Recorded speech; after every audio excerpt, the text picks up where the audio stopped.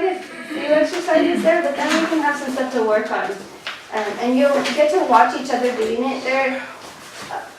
There's a lot of places where you can be helping somebody with their position on the more difficult exercises. On the easier exercises, they're pretty safe, so you don't have to be all over the person, but you're gonna watch their form, obviously. Right, so I'm gonna take you through, start up with the seated leg press is the first one. And it's seated presses. So for that, I usually go for a strongish, healthy person. I usually go 2 blocks, 1 down from the top. Right, so that would be up there. And then sitting position is front edge of the chair. Heels together, toes apart. Okay, you can come around where you're going to be. And then my hands, palms facing back. And the idea there is that I can then roll the shoulders open and get really nice posture. If I do this, people tend to lean back on the hands, so you want to keep them forward and not weighted there. And then the sitting position, if I sit too far back and I try and push the bar down, I'm stopped by the chair itself, right? Because my thighs hit. But if I go forward, I can really push all the way to the floor. So the first one is little V first position. So it's basically some footwork is what we're doing here. So we have little V. We have monkey on a branch, basically, or we put on toes here. So we go heels up and pressing down. Okay, keeping the knees together. We have on heels, which is pressing down here. And we have internal rotation, which is kind of more to the balls of the feet, knees together. And on this one versus the reformer, I can really keep my knees together the whole time. Remember on the reformer when we did this one, your knees separate at the end, but here I can actually keep them together. And I actually like it better here. If I squeeze in hard, I can actually feel my medial quads working, which feels a little bit good. And then we have single foot on toe. So one foot straight out, the other foot here. And you're going to have to watch their posture. And for me, the harder work is this leg, not this one. Right? And you point as opposed to flex? Point up with pointed toe. Heel on is flex Okay. with heel on. Right? Same as on the reformer. Right? Let's do the same thing with your feet. Same thing with both feet. Yes. Both feet doing the same thing. Right, so the only other thing with the seated series is I can actually pull the dowel out. And I can do split trying to work the feet together. That's a lot harder, so you should try this. It's hard to keep the legs doing the same thing when the dowel's not there. So if you're concerned that somebody has one leg stronger than the other, this might be a better option, right? So that you know that they're not doing all the work with one leg. Right? Or if they have an injury on one side and you're trying to see if they can work evenly, you might take the dowel out so they don't do the work with one side. And if it's too hard for somebody to do the single leg press, you can separate it for this. It's pretty light, but you can separate it for the single leg. Right? Dowel. D-O-W-E-L. Stick. Translates to stick. Yeah, nice way to say stick. Alright, so that's the seated leg series. And then, I think after Bridge. Oh, bridge pumps. Okay, so bridge pumps is like a bridge. So I prefer to be on the heels for bridge pump. You can be on the toes, but I prefer the heels, and I think that's what I wrote in your book.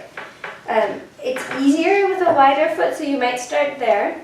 The hands are going to be beside you here. Bar up, I'm going to scoop into my bridge and press down. Right? So try not to crunch in here, right? I'm lifting and pressing. Right? You could do it little V, also variation. I just feel like the heels give you more space than if you're trying to go on your toes. I feel like the knees go so far over the feet, it's a lot less comfortable on the knees. Right, so the heels are a better option there. And those are the only variations there. And then we have the standing leg bars. Okay, so the standing series. I use the standing series a whole lot. I think it's a great way to work on posture, actually. So, and to get glute medius to fire. So which leg would be firing glute medius, the standing or the moving? Standing. So focus on standing with these exercises. I usually put the handles in at the second, in number 2 spot.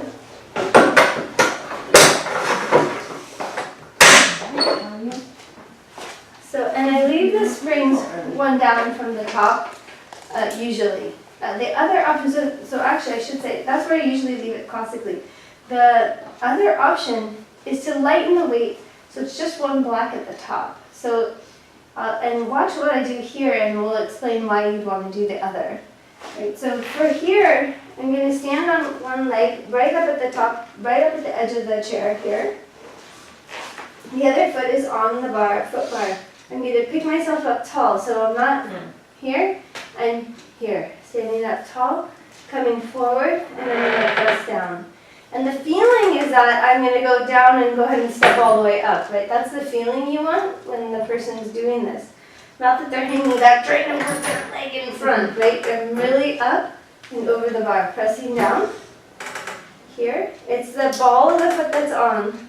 And you don't want to see that their foot pancakes here either. So there's something's got to be going on in this foot too to keep it in the right position too, in a nice posture, right?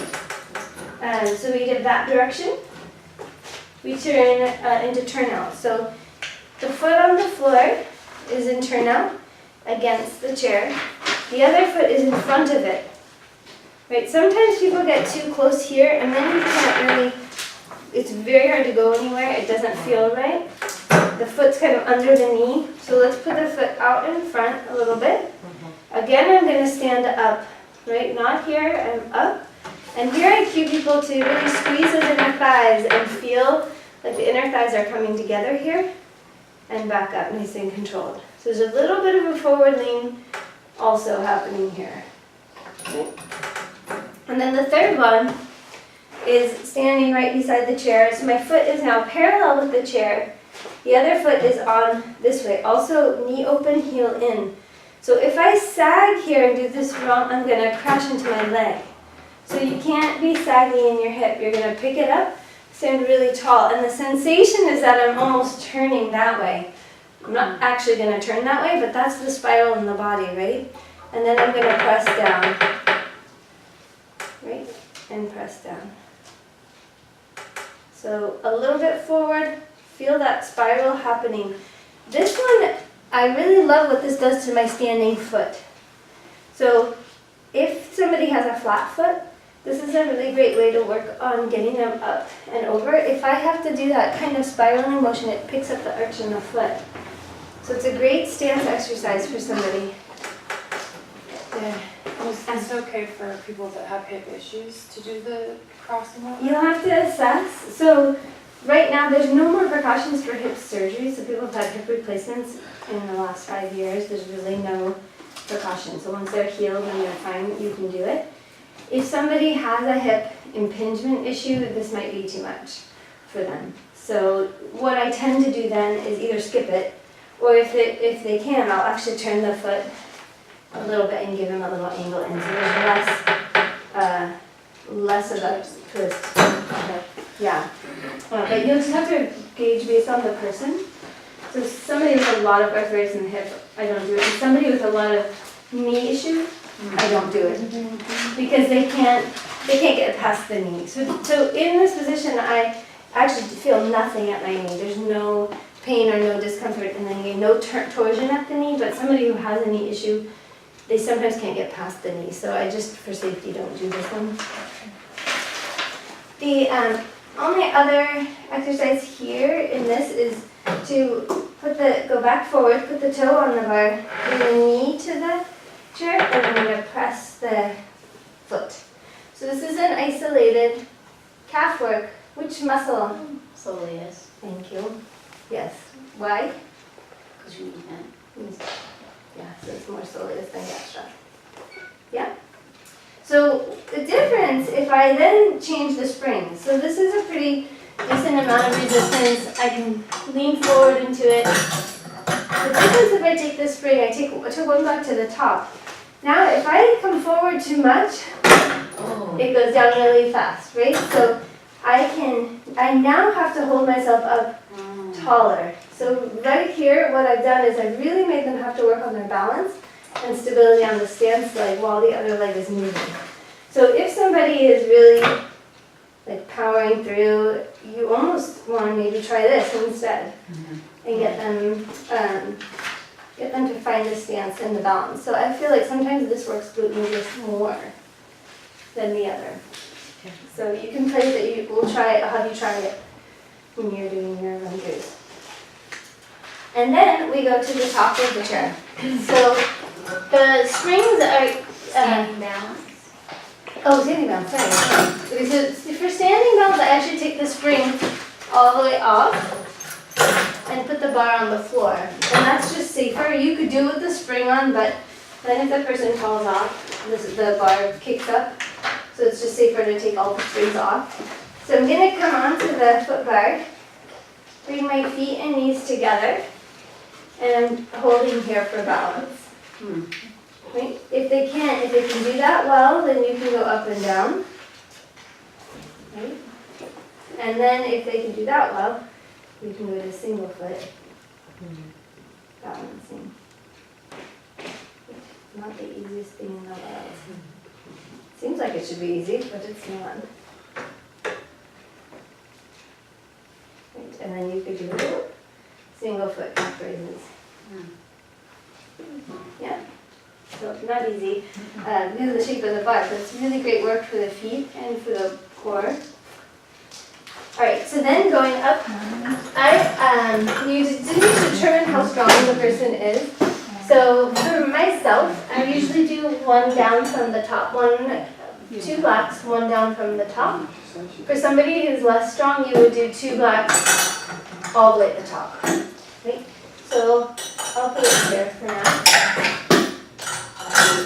And to get up, so I've seen all kinds of crazy things of people trying to get up to the top of this very ungracefully. So let them use the handles, push the bar to the floor, step up on top and go for a ride, all the way up to the top.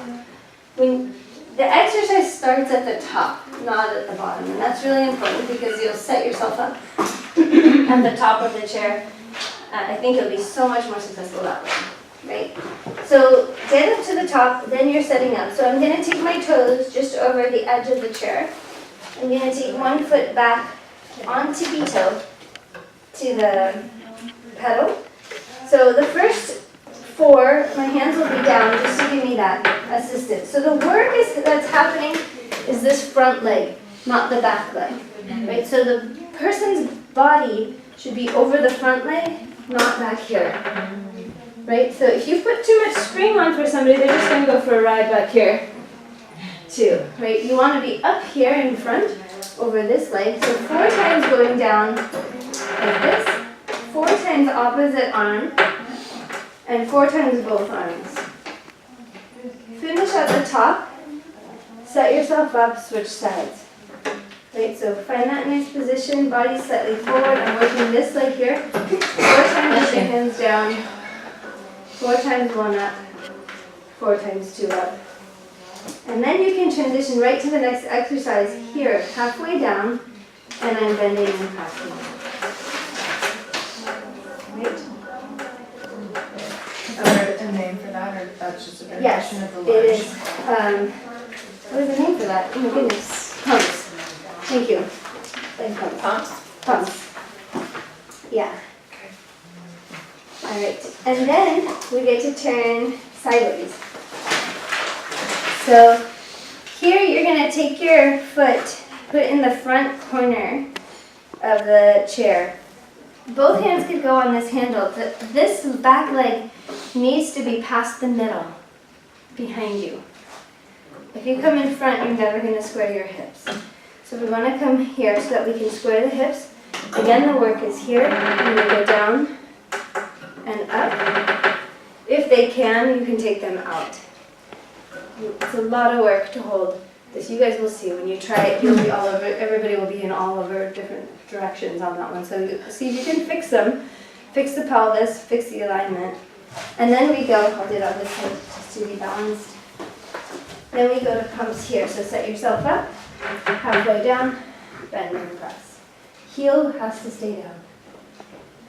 Right? And then. Good, I think that's the leg series. Right, to dismount, I usually use the handles to dismount, facing forward. Put my feet to the bar. And then usually the bar is heavy, so usually you want to help them get off. So you'll put your foot on there while they step off, because a lot of times they'll step off and forget that the bar is heavy and that'll go ricochet up. Yeah? All right, we have some work to do. Yes. So why don't you start off with the seated, maybe following that outline would help you get to. Did you do Climb Mountain? Oh, I forgot Climb the Mountain. Okay, Climb the Mountain. Thank you. Thank you, yeah. Climb the Mountain is fun. I like it. So here, it's the same setup as for the leg series on top. This one starts at the bottom. So we said the other one starts at the top. This one I'm going to press down. Stand on this leg, hands start down. I'm going to come up with my hips, and then I'm going to bend and straighten 8 times. And then I have 8 counts to come up, all the way up, and then all the way back down.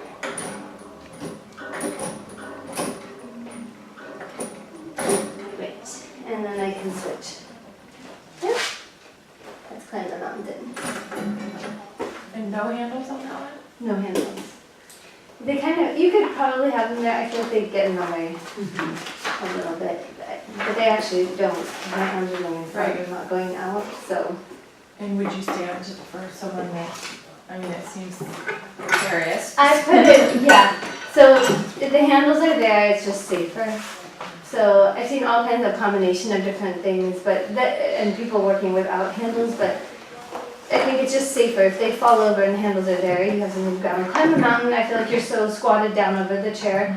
I don't feel like it's as precarious. Okay. And climbing mountain is a little more challenging for people than the lunges themselves. So if you're doing that, your assumption is they have enough balance to stay up there. So I think by the time you get to climb the mountain, you can be doing it without the handles. You don't raise up at the end. I'm sorry. You don't raise up You don't. on your leg, like I don't come to the top. you're bent I'm bent the whole the time. whole time. I never get to the top on climb the mountain. Only the chest. Yeah. I've never done that.